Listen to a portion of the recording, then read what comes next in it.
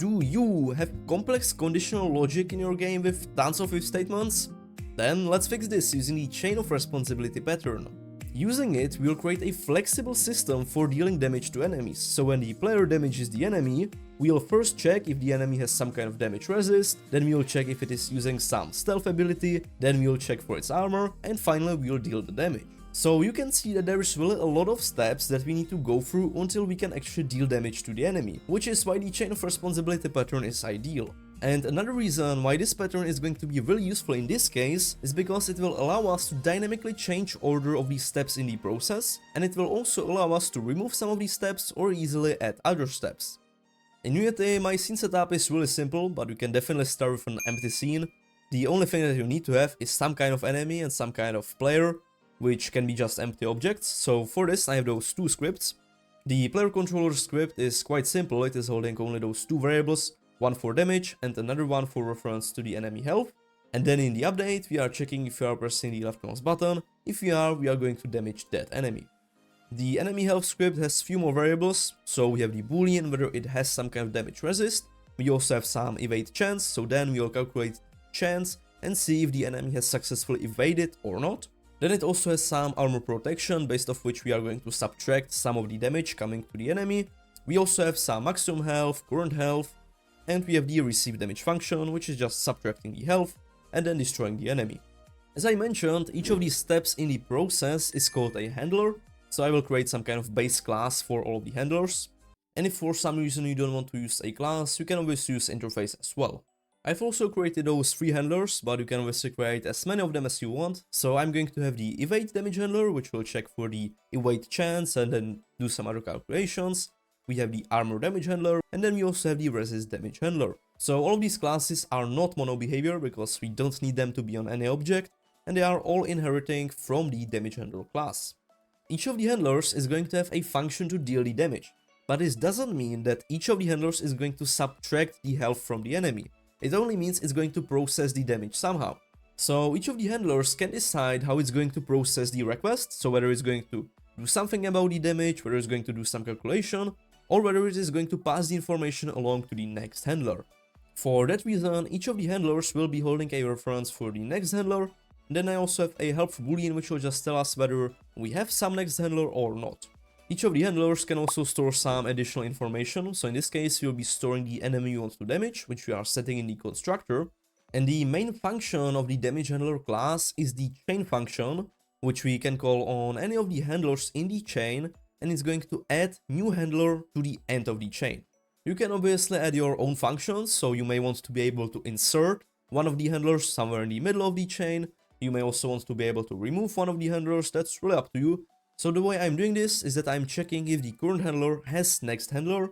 If it does, I'm just going through the chain until I get to the last handler. Then when I'm there, I can simply set the next handler of the last handler in the chain. And if you watched my YouTube tutorial about the builder pattern, this function may look quite familiar to you in the sense that it is returning damage handler and it is actually returning itself. So this is utilizing the fluent interface design pattern, which will allow us to really conveniently chain as many of the handlers as we want. And what I mean by this is that we can create, let's say, new resist damage handler, and directly on this we can call the function chain and pass in another handler. So this way, chaining the handlers is really convenient for us. And the last thing that I added into the player controller is that now we are calling the deal damage function on the enemy handler.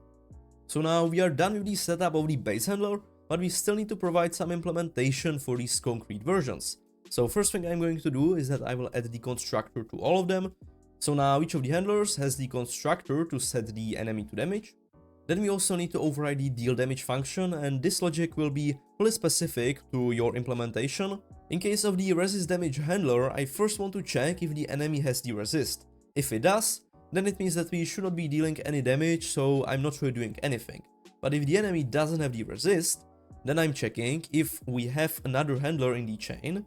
If we do, we are just going to pass the information along to the next handler. But if there is no other handler that we can use, we should probably deal the damage straight away. The armor damage handler is also quite simple.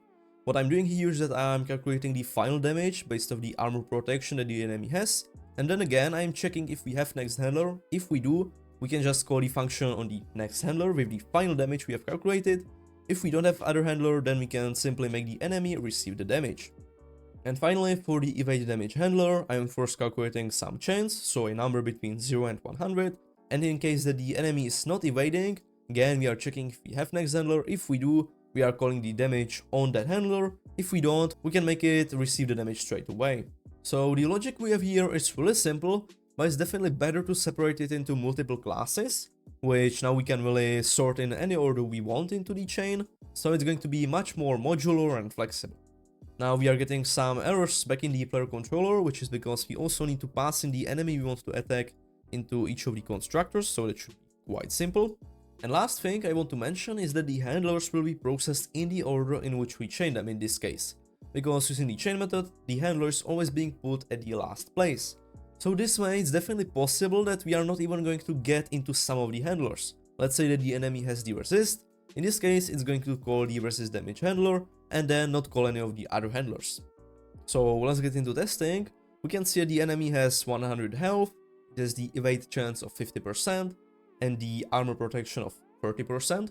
So if we try to attack it right now, there is a chance that it's going to evade, which happened just now. I can try once more, and now we can see it subtract health. The damage I set in the player is 20, so we can see it correctly calculated the final damage based on the protection. I can try to click a few more times, you can see it's really random. Sometimes the enemy evades, sometimes not. And let's also test the resist. So if I say that the enemy has the resist, and then I try attacking, you can see it doesn't deal any damage because it just has the resist. So this is it for the simple example. Now I'm also going to add some effects, some animations, and also make the handlers be added dynamically. So it's going to add only the handlers that we really need for the enemy. I've added some code to make the example a bit more interesting. So in the player controller, we can now play some animations, we are playing it on the animator, and then mainly I'm creating the damage handler dynamically. This is probably the reason why you would want to use the chain of responsibility pattern. So what we are doing is that from start we are adding one handler, and then only based off some conditions we are chaining some other handler. I have also added one more quite useful feature, which is some default handler. So if the enemy damage handler for some reason is null, we can always use the get default, which is just a static method I added into the damage handler class. So right now I have set it up so that from default it's going to return new armor damage handler, but you could set it to anything you want. And lastly, I have just one function that's going to test the handlers, so it's going to debug them in the order in which they are set in the chain, so that you can see we are using only the handlers that we need. To the enemy health class, I've just added some cosmetics, so I have those 3 variables for some of the effects. And then I also have those respective functions, which are instantiating the effects, and also some evade function, which is just going to disable the game object, and after some delay is going to enable it. The resist damage handler class is now also spawning the resist effect if we actually resist the damage. The armor damage handler is spawning the hit effect, and the evade damage handler is calling the function to evade. So let's now try to damage the enemy with the resist, so we can see this spawning the effect. Let's also try with the evade, so I will set it to 100. We can see it's doing what it should, so disappear. So now the combat is a little bit more interesting. In the console we can also see the handlers that are currently in use. So right now, as I have set the armor protection to 0 and evade chance to 0, we can see the only handler that was in use was the resist damage handler. So you can see the chain of responsibility pattern is really great when you want to make your code more flexible and modular. And if you want to learn more about this pattern or dive into some of the other more advanced topics, then I suggest you to take a look at the membership section here on YouTube, or you check out my Patreon where I release some additional videos, which are usually more advanced, but I will still continue to make these 3 videos here on YouTube, so don't worry, everything will stay as it is till now. To wrap it up, let's also discuss some of the pros and cons of the pattern if you haven't noticed already. One of the pros of the chain of responsibility pattern is definitely that it will allow you to set up the handlers in really any order you want. It can be even better if you set up some of the additional functions such as remove, insert, and not only have the chain one. It also allows you to follow the open-close principle, so now you can add new handlers and it's not going to break the existing client code. And mainly it will help you to get rid of long if and else chains, because each handler is only its own class and it is doing only one thing. So overall, this pattern helps you to write more maintainable, flexible and decoupled code. And for some of the cons, it's probably going to make your code harder to debug because there are many classes that you need to think about. And if even one of the classes in the chain doesn't work as expected, it can be quite hard to find it. And another disadvantage, which is true for many design patterns, is that it is going to increase the complexity of your code. So in many cases it is okay to go with few if and else's if you don't need to alter the logic dynamically, or you don't need any of the additional features of this pattern. So to sum it up, when should you use the chain of responsibility pattern? I feel that you should use it when you are working with some complex conditional logic, which you want to be expandable and modifiable at runtime.